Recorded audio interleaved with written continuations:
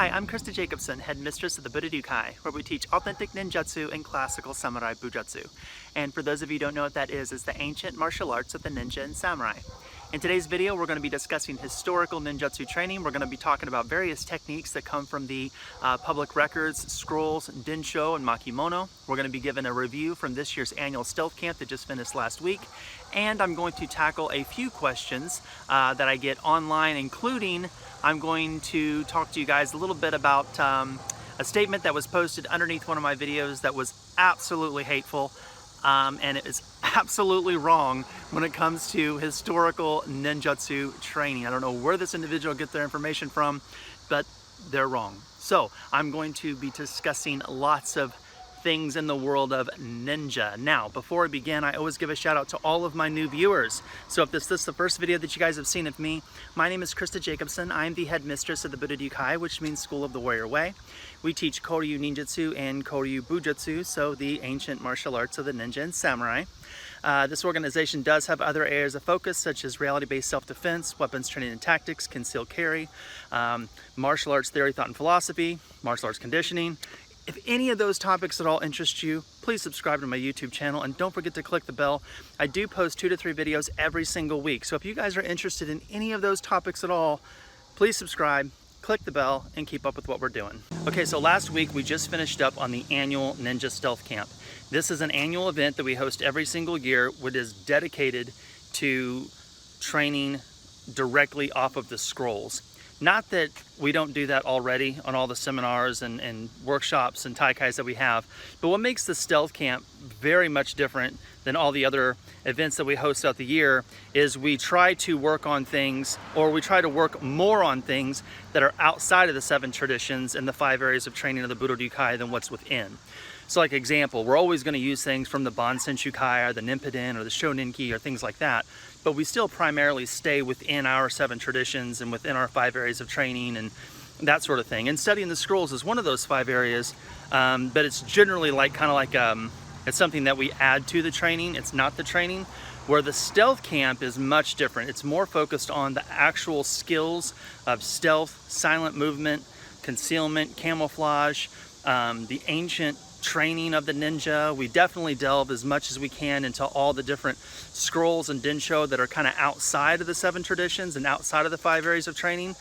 Like we'll get deeper into the Bansenshukai or Ninpo or Shoninki or all the whatever other documents that we're using. And the reason for that is because we dominantly train within our 7 traditions and our 5 areas. It's a camp that we use to just get better at historical ninjutsu and to open up the mind of the students to think of things that are kind of outside of the realm of this organization and these particular traditions. Some of the skills that we worked on, Josho Ninjutsu, which is climbing skills. I even made a video about climbing. We talked about Tai Sabaki, or body movement drills. We talked about Ninpo, we talked about Tanpo. We talked about different areas of stealth, whether it's from camouflage or sound or sight, hearing, how to infiltrate in different areas to do what you need to do. We talked about infiltration in many different ways too. It's not just infiltration, the enemy camp. In modern day, it might be infiltrating someone's mind so that you can get in and get some information, or get some intel that you need to help you devise a better strategy for whatever objective that you're trying to complete. So we kind of talked about all those kind of realms as well. We did a lot of shinobi oroki, which is like stealth walking drills, and we added that to zetsumi jutsu, or central removal techniques. And then we started putting shinobi oroki and zetsumi jutsu together, where students would run drills where they had to come out from the foliage and remove a sentry and then kind of hide and then move to the next objective. We did that. Again, one of the staple points that I think that separates us from many of the other Ninpo organizations is that we definitely teach historical ninjutsu, where I think a lot of the other ones, they just talk about it and then they just do taijutsu and then play with some sticks. They're not actually doing ninjutsu. I think the one thing that separates us is that we're constantly doing historical ninjutsu training. Yes, we do taijutsu. Yes, we do jujitsu. Yes, we do kobojutsu. Yes, we do all that kind of stuff too, and weapons training, and yes, we do. But we also have a heavy emphasis of this organization in historical ninjutsu. And I just think that the other organizations that you see, they talk about ninjutsu, but they don't actually do it. And I just feel like that's what really separates us from other organizations. One of the things that we did, we spent some time on Gyojitsu.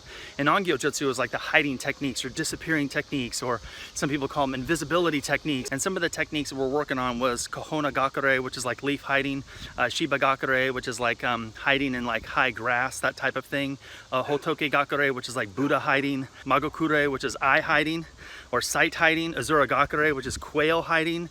We did Kitsune Gakure, fox hiding. We did Tanuki Gakure, which is badger hiding. Yoji Gakure, which is like toothpick hiding, as a way of kind of looking at that. Kanen Gakure, god hiding. We did a lot of that. We talked about that and how that works and the ways that you could utilize those type of skills. So all the Ongyojutsu and the Gakure that's taught within Ongyojutsu, we discussed it. We practiced some of it. We talked about the reality of it, the mindset of the ninja at that time in history, and as well as the way that it actually would have worked too. Sometimes people have a false image of what really happened at that time in history. So we really emphasized those type of techniques as well. Some of the other skills that we worked on at the camp was, you know, what did a ninja actually wear on a mission, or whether it was Inen and Yonin and the various different disguises, the 5 spies, the 6 tools. So, which some of you guys know was the Gokon, or the 5 spies, or the 6 tools, like the Shinobi Rokuki, some people call it the Rokugu, the Nanabake, which are the 7 disguises. We talked about utilizing the enemy shinobi and how to utilize information from the other side. We talked about Mashiko Iri, or how you could actually infiltrate from a flexible position to get close to the camp, get into the camp, and then get into the residence. We talked about Nukyo no Jitsu, which is the correct timing of when to get into the camps. We talked about Monomi no Jitsu, which is kind of detecting the weak points of the enemy's defense and then attacking those weak points and those gaps within the enemy defense. We talked about Nudaki no Jitsu, which is the weak psychological points of the guard. So if you know the guard and kind of working on the psychological makeup or the weakness of the guard, and then making them create a gap or an opening so that you can get in and infiltrate that way. We talked about Hotorubi no Jitsu, which is kind of like passing through the enemy surroundings and passing through like the enemy land without being detected. That was kind of another big point when we talked about Ninpo and Tanpo. That was more of a stealth walking drill, to be quite honest with you, not leaving a trace going in and not leaving a trace coming out. So a lot of times we'll work on stealth drills where we're doing stealth where I don't want to see them. So I'm watching and I'm moving, and their camouflage has to be good that I don't see them. And then we'll work drills where I don't want to hear them. This particular drill that we worked with the Hotorubi no Jitsu is we were working on where they had to go to a certain spot, come back, and then I went back to see, could I find the footprint? Could I see if they've snapped the twigs, or, you know, broke a branch, or, you know, left footprints where I can find out, things like that. Ninjutsu is very, very difficult. And, you know, I've said this before in lots of the camps and videos. If you ask the average person, hey, what's the difference between kickboxing, karate, and taekwondo? Most people really don't know the difference. The average person on the street don't. But if you said, hey, what's the difference between ninjutsu and karate, they would know. Or they might not know the historical attributes, but they would definitely have a sound difference between the two. And I think that's what makes ninjutsu so much different. It is so unique. It's just a shame that so many of these other Ninpo organizations don't actually teach ninjutsu. They claim to teach ninjutsu, they talk about ninjutsu, but then they don't do it. And I just think that's, like, to me, it's false advertising. You know, you say, we're gonna teach you ninjutsu, and then they just do taijutsu, and then they play with stick weapons, whether it's boken or rokushakubo or whatever they're doing. And I just think that's like, you know, if you're not gonna do ninjutsu, don't say you're doing ninjutsu. Just call it what it is, you know? Here, we actually train in ninjutsu, so I have no problem saying we're teaching you authentic ninjutsu, because we are. Another thing that we talked about in this particular camp was ki, and the natural energy, the energy that surrounds us, the natural energy, the universal energy, not to sound like Yoda, but the force, and trying to connect to all the natural energy that's around us, and the various different ways of doing that, and how you can use ki as a tool to benefit you from a variety of different areas in your life.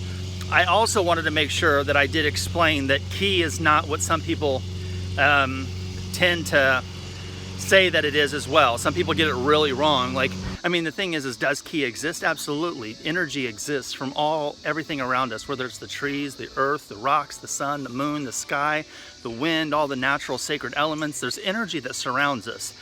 The unfortunate thing is there's so many people that take this idea of ki and then use it in the wrong way. Like, they try to say, oh, I can use my ki to knock somebody out 20 feet away. And that's where it gets into the line of like, well, that's just not right.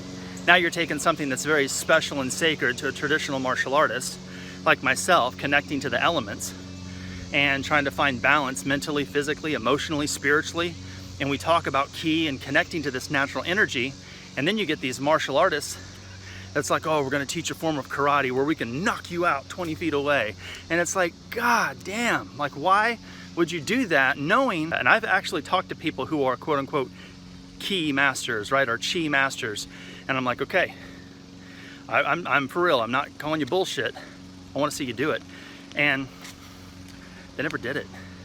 So the problem is you have people that take things that are real, like ki, like natural energy and connection and the universe and the sacred elements, and then they take it and say, well, I can use it as a weapon, or I can use it to hurt someone. And then people are like, oh, I want to do that. And the reason that becomes such a big staple, and this is again my opinion on this subject, but I think people sell that idea and they get away with it because there's so many people that they want to be able to protect themselves, but they're so scared of violence, they don't want to learn how to punch and kick because they sure as shit don't want to be punched and kicked on.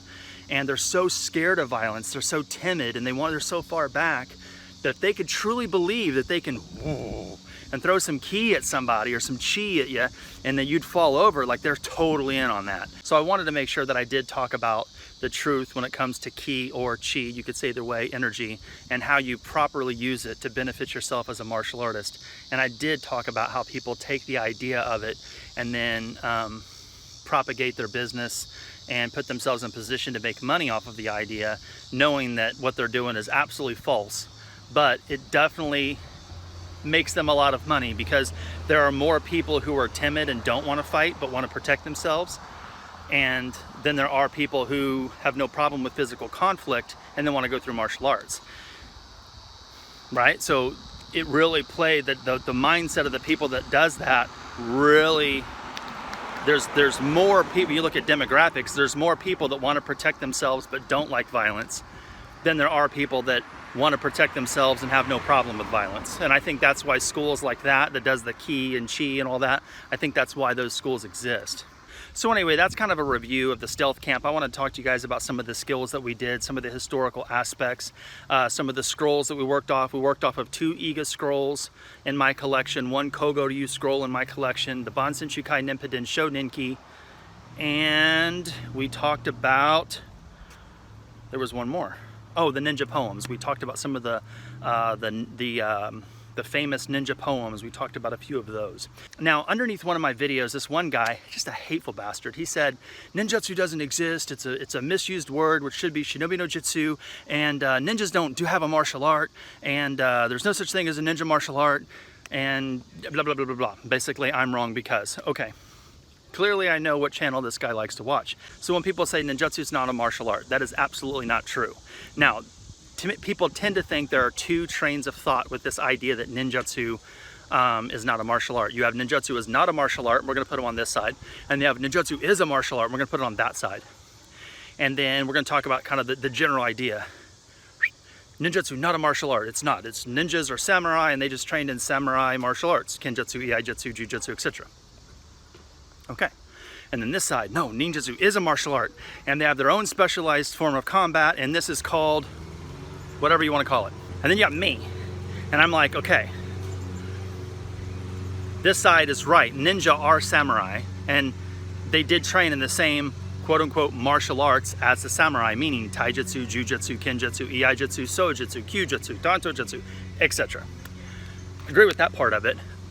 But then I agree with this part over here that ninjutsu is a martial art because heiho or military strategy and all those kind of things, those are martial arts. You don't have to punch and kick for it to be a martial art.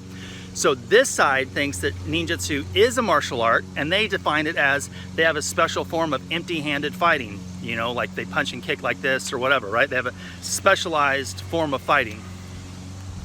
So when I say ninjutsu is a martial art, I say ninjutsu is a martial art, but taijutsu is not ninjutsu. I want to set that straight. So if someone's punching and kicking and they say it's ninjutsu, they're wrong.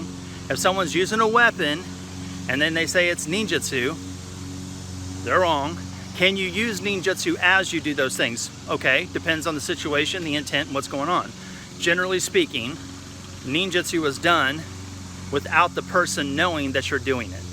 So if you're spying, they don't know you're a spy. If you're stealing something, they don't know you're stealing something. If you're retrieving information or downloading information or getting information, they don't know that you're doing it. So the concept of ninjutsu is you're doing something without the other person knowing that you're doing it. So if I'm in battle with you and we got our dukes up and we're doing punching and kicking, obviously you see me and you see what I'm doing. So that the idea isn't quite there. So yes, ninjutsu is a martial art, but it's not a martial art that is punching, kicking, okay? So there's that. Ninjutsu is a martial art. And then when this guy said that ninjutsu is not a martial art, ninja didn't have their own, they don't have their own form of martial arts. They do. Ninja has their own form of martial arts. It's called ninjutsu. So ninjutsu is a martial art. Ninja is also samurai. So ninja would have trained in all the other arts that samurai would have trained in. They would have trained in taijutsu and jujutsu and daken taijutsu and kinjutsu, iaijutsu and whatever, all the other jutsus. They would have trained in all the skills of war. So ninja would have trained in the same skills the samurai would have trained in. They would have also trained in ninjutsu. They would have also trained as a spy, training in espionage, unconventional tactics, and they would have studied those skills. And although some people do not believe those skills to be a martial art, which I do not understand why, I think it's for political reasons. I think it's because they're trying to sell products and books and shit like that, because it's their hook, line, and sinker, their selling point. The raw reality is, it is a martial art. It is an art form of the mind, and it teaches unconventional warfare tactics. So that's where I'm at. So when this guy goes, oh, you're teaching ninja martial arts. Yes, we are teaching ninja martial arts. We are teaching ninjutsu. Ninjutsu is a martial art.